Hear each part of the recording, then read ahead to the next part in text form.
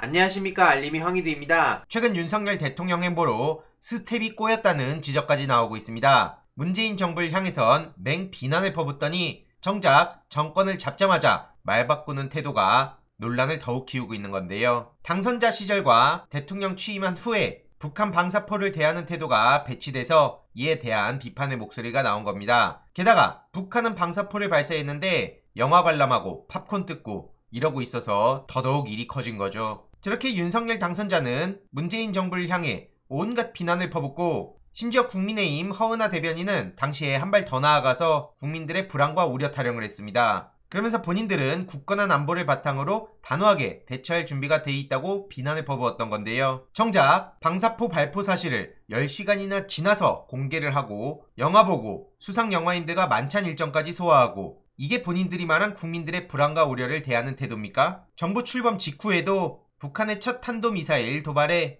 NSC를 열지 않고 안보 상황 점검 회의만 연 것도 구설에 오르기도 했었죠. 한마디로 문재인 정부를 비난만 하다가 스스로 스텝이 꼬인 형국이란 거고요. 해당 소식을 접한 시민들은 원래 내로남불의 원조가 국민의힘인데 여론을 통해 민주당에 덮어씌우기를 성공한 거 아니냐, 영화 보고 빵 사먹느라 도로 통제하고 북한에선 미사일 쏴도 입 다물고 있고 잘못 뽑았다는 말에 동의하냐는 목소리가 점점 더 커지고 있습니다. 보시다시피 저렇게 한가하게 팝콘을 먹고 있는데 뭐로 보더라도 비판을 피할 수가 없는 거고요. 민주당 첫 비대위 회의가 오늘 오전에 열렸죠. 여기서 민생 안보를 강조하며 윤석열 정부에 강하게 비판의 목소리를 낸 겁니다. 우상호 비대위원장은 22년 전 역사적인 첫 남북 정상회담이 있었는데 윤석열 정권은 벌써부터 불안하다는 지적을 한 거고요. 다시 냉전 질서로 회귀하는 중인데 지금 대처하는 걸 보면 뭐라 할 말을 잃게 된다는 겁니다. 박홍근 원내대표도 민생과 안보를 강조했는데요. 저렇게 영화 보면서 팝콘 데이트 즐길 시간이 있냐?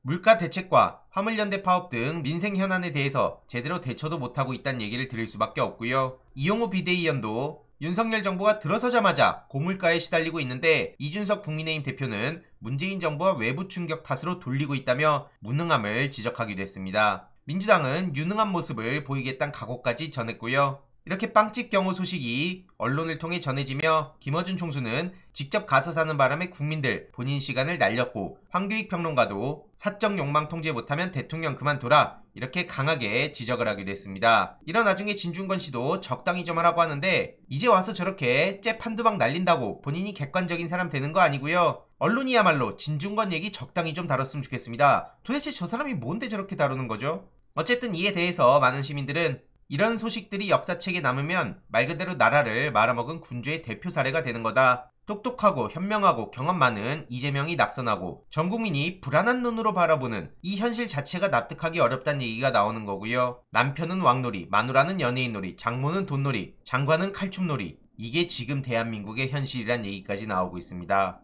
참고로 이재명 의원의 부인 김혜경 씨의 새로운 근황이 공개되기도 했는데요. 석 달 만에 근황이 전해진 거죠. 검찰과 언론에선 가만두지 않으려고 어떻게든 몰아갈 텐데 이걸 막아낼 수 있는 힘은 민주시민들이 계속 관심 갖고 함께 목소리 내는 거라 생각하고요. 동일잣대 동일검증을 요구하는 목소리도 계속해서 커지고 있습니다. 언론이 외면한다 하더라도 우리가 관심을 끊으면 안 되겠죠. 이런 와중에 언론에선 바이든 대통령이 메리드업이란 발언을 하자 김건희 씨가 리얼리? 라고 받아쳤다는 얘기를 하고 있는데 이게 도대체 무슨 보도의 가치가 있는지도 모르겠고요. 도이치모터스 주가 조작, 허위 스펙 이런 문제에 대해서 수사는 안 하는지 보도를 했으면 좋겠습니다. 그렇게 해야 되는 거고요. 지금 한겨레 김지은 기자가 한동훈 관련한 소식을 계속 전하고 있습니다. 글로벌 스펙 산업의 실태와 이를 비판하는 목소리를 3차례에 걸쳐서 담아서 공개한 건데요. 한동훈 딸 스펙 관련한 의혹 다들 기억하실 겁니다. 절대로 이게 익숙해져서도 안 되고요. 잊어서도 안 됩니다. 포기해서도 안 되고요.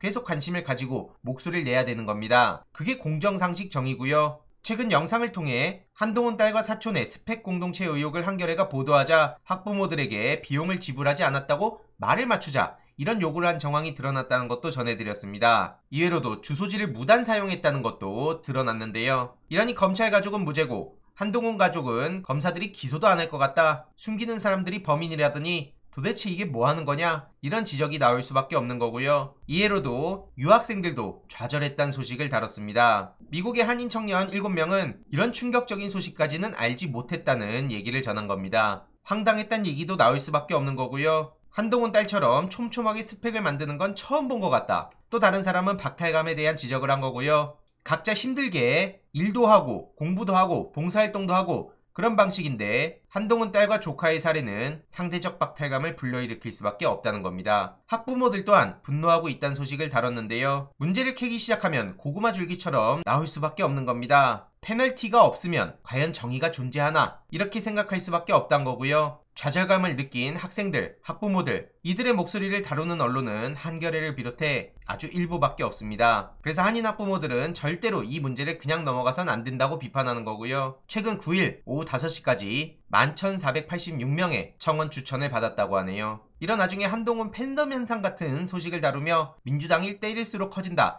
이렇게 쉴드를 칠 게 아니라 똑바로 보도하라는 비판을 해야 된다고 생각합니다. 추가적인 소식들 계속 전해드리도록 하겠습니다. 이번 내용도 유익했다면 구독, 좋아요, 알림 설정, 멤버십 가입 정말 큰 힘이 된다는 점 말씀드리고 싶습니다. 이번 내용도 주위에 널리 공유 부탁드립니다.